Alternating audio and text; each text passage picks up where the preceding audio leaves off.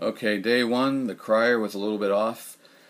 We had some big upsets I did not expect, and then a lot of little upsets I did expect did not happen.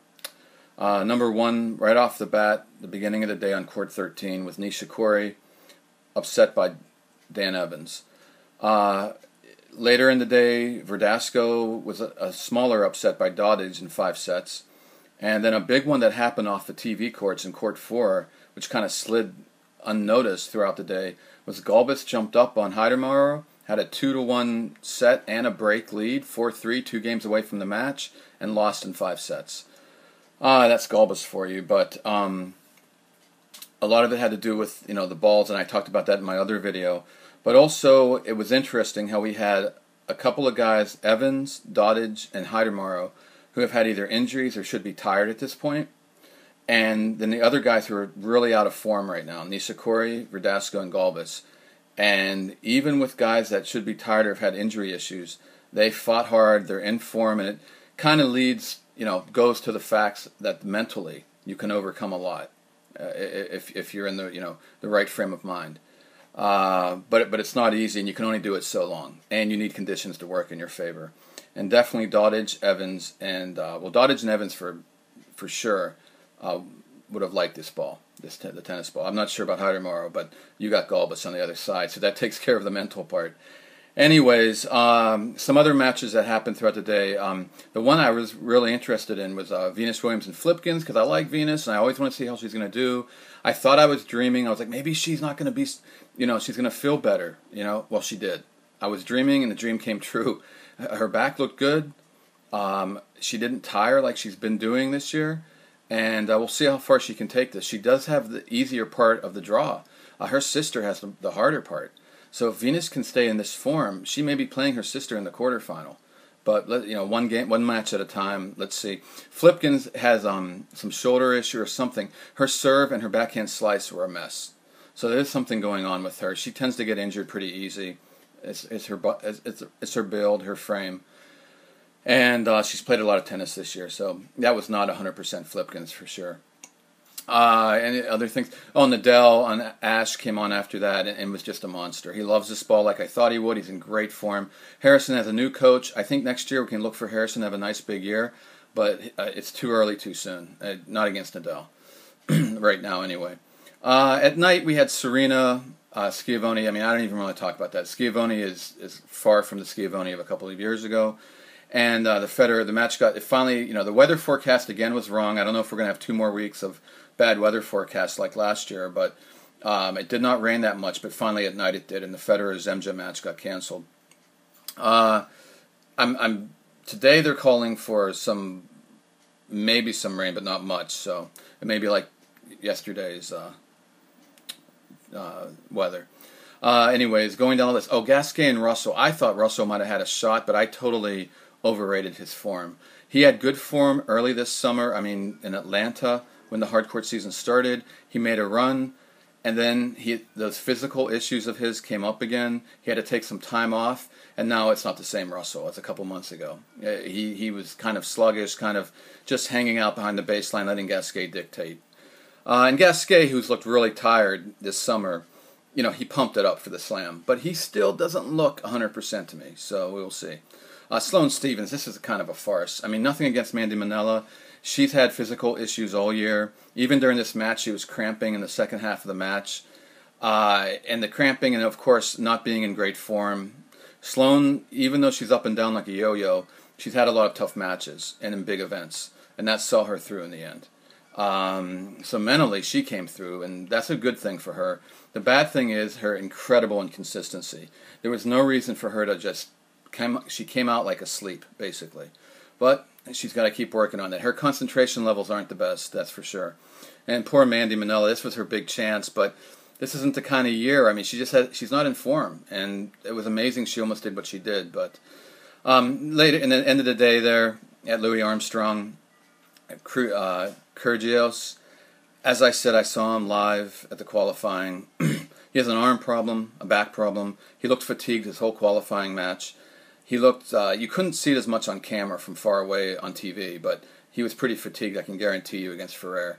And Ferrer struggled a bit in the first set, but finally got some form going. So, but how far can Ferrer take it? I'm not sure about that.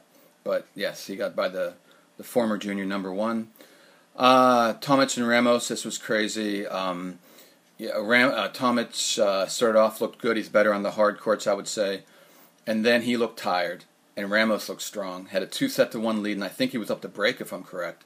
And then Ramos started to cramp and looked tired. And then Tomic came back, won the tie break. And then they both looked really tired in the last set, and then Tomic got through. So I don't expect much from Tomic, though, now. I talked a lot about the Dodig-Verdasco in my other video. Verdasco, he found some form in the fourth set, near the end of the fourth set. But then in the fifth set, he stopped moving his feet again. And he even hit his head a couple times. He knows it's mental, but it's easier said than done.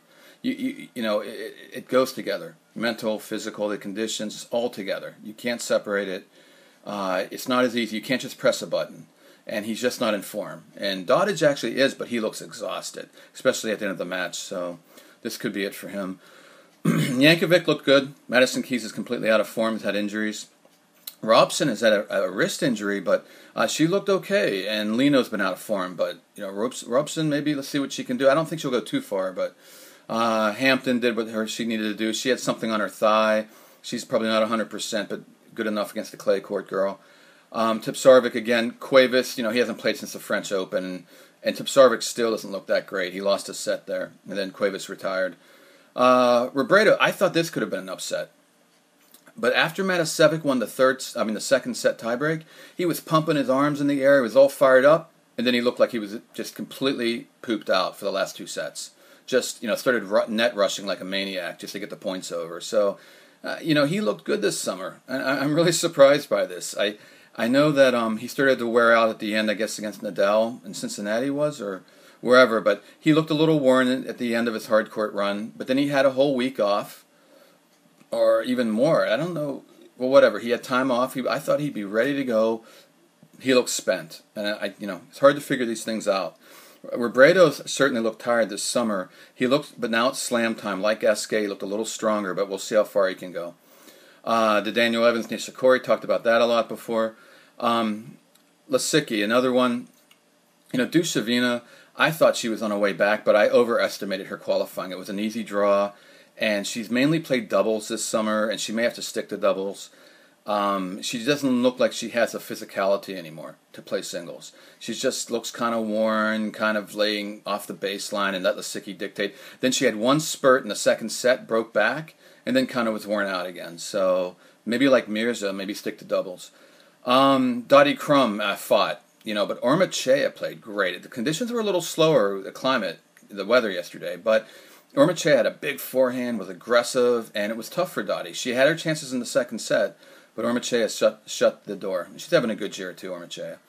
Bouchard, this was a wild one. Pliskova started off. Bouchard was a little of a slow start, half asleep. Pliskova blasted her, took advantage. But then Bouchard started moving her feet, moving around, and she can move a lot better than Pliskova, and that really helped. So she has some power, can really move, where Pliskova's mainly just power. And she got a break in the second, and at the very end it was 5-6 Pliskova serving, and she got a little tight and then got broken. But Bouchard is a good one, very good. Hradecka's in no form, and Kerber's starting to find some form. I think it's too little, too late for Kerber, but anyway, she got by this. Lauren Davis is having a horrible year. Klon, this was a great one. He's played a lot of tennis. I think it's going to catch him maybe the next round. He came out a little sleepwalking. DeShepper got that. Then Klon pumped it up, won the next two, and he was up a break in the fourth set. Kind of went sleepwalking again. DeShepper broke back, but then Klon closed the deal. So good stuff by him. DeShepper looked a little worn out at the end. Magdanovic, this is a funny one. 6-1, 1-6, 6-1. Garrigus looks tired. She pumped it up in the second set, but then had nothing for the third. When she pumped it up with her defense from the baseline, she could get Magdanovic, but then she didn't have enough for the third set. Magdanovic's all offense, has a wrap around her thigh, so I don't think she's 100%. It's not going to work against somebody who has a lot of energy. Okay, Geraldo, this was suspended. Geraldo would be better at these courts and with these balls. He takes it early, he's aggressive, but he's not 100%. He even had an MTO for a back injury.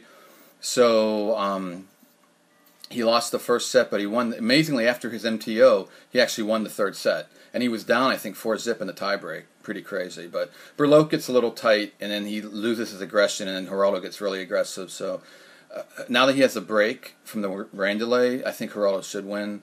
Kanepi King. Kanepi a little sluggish, but then got it together. Again, that Heidermuro Galbus. Galbus is Galbus, let's put it that way. Heidermuro never wins on clay. He hardly ever wins on a hard court.